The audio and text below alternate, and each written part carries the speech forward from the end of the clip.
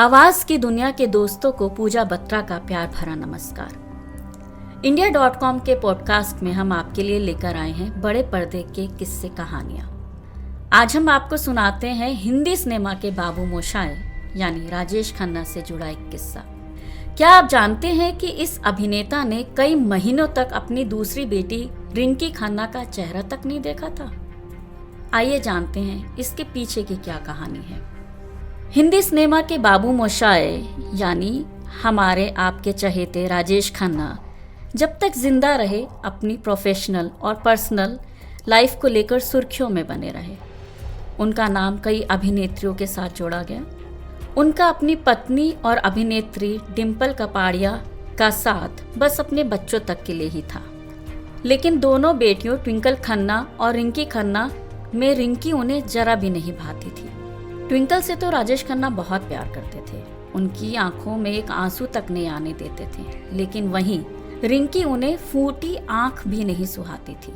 हालांकि मरने के बाद उन्होंने अपनी संपत्ति दोनों बेटियों में बराबर बांटी थी और अपनी पत्नी को कुछ भी नहीं दिया था। जब रिंकी का जन्म हुआ था तब राजेश और डिम्पल कपाड़िया के बीच रिश्ते और खराब हो चुके थे। यहाँ तक कि राजेश खन्ना अपनी छोटी बेटी का नाम तक रखना भूल गए थे। आपके मन में भी सवाल उठ रहा होगा कि आखिर हिंदी के सुपरस्टार अपनी छोटी बेटी के साथ ऐसा व्यवहार क्यों करते थे। दरअसल राजेश खन्ना बड़ी बेटी ट्विंकल के जन्म के बाद बेटे की इच्छा रखते थे, लेकिन हो गई बेटी।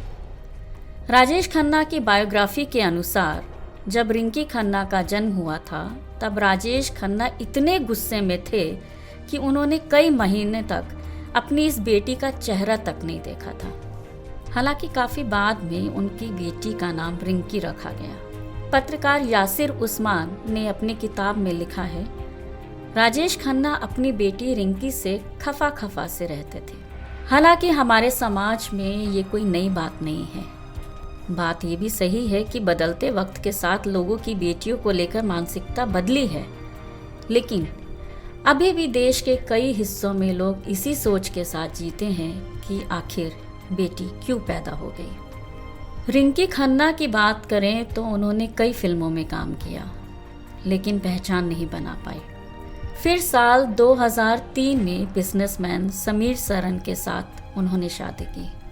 रिंकी ने कई फिल्मों में काम किया, लेकिन जिस तरह की पहचान उनको मिलनी चाहिए थी वो नहीं मिल पाई, तो उनको लगा कि अब मेरा करियर शायद फिल्मों में नहीं है। शादी करने के बाद साल 2003 में वे बिजनेसमैन समीर सरन के साथ लंदन में अपने बच्चों के साथ सेटल हो गई। इस तरह के और भी कई तरह के किस्से हैं जो हम आपको सुनाते रहेंगे। आप अपनी प्रतिक्रिया ज़रूर दीजिएगा और इंडिया.com के साथ जुड़े रहिएगा। नमस्कार।